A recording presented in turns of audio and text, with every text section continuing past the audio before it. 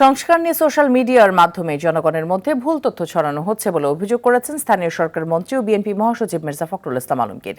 জামাত সহ 11 দল আন্দোলনের নামে দেশকে অস্থিতিশীল করতে চায় বলে অভিযোগ করেন তিনি। দুপুরে শেরেবাংলা কৃষি বিশ্ববিদ্যালয়ের টিএসসি অডিটোরিয়ামে জিয়া পরিষদের উদ্যোগে বিএনপি চেয়ারপারসনের উপদেষ্টা জিয়া পরিষদের চেয়ারম্যান ডাক্তার মোহাম্মদ আব্দুল কুদ্দুসের স্মরণ সভায় তিনি এসব কথা বলেন। জাতি আর বিভক্ত হতে চায় না উল্লেখ করে প্রধানমন্ত্রীর প্রস্তাবে সাড়া দিয়ে আলোচনার বিষয়ে বিরোধী দল দ্রুত সিদ্ধান্ত জানাবে বলেও আশা মির্জা ফখরুলের।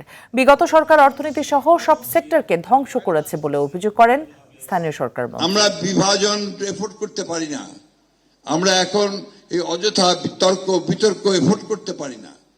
আমাদের লক্ষ্য এখন একমাত্র হওয়া উচিত যে আমাদের অর্থনীতি যেটাকে ধ্বংস করে দিয়ে গেছে ফ্যাসিস্ট আওয়ামী লীগ হাসিনা, কিচ্ছু নেই অর্থনীতির। আপনার লক্ষ লক্ষ কোটি টাকা দেনা, আপনারা জানেন সবাই, আমার চেয়ে ভালো কম জানেন না, 80 লক্ষ কোটি টাকা দেনা আমাদের।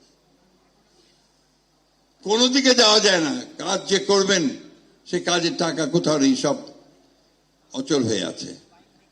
আজকে এই অবস্থা থেকে যদি আমাদেরকে বেরিয়ে আসতে হয় তাহলে আমাদের সবচেয়ে বড় দরকার হবে জাতীয় ঐক্য।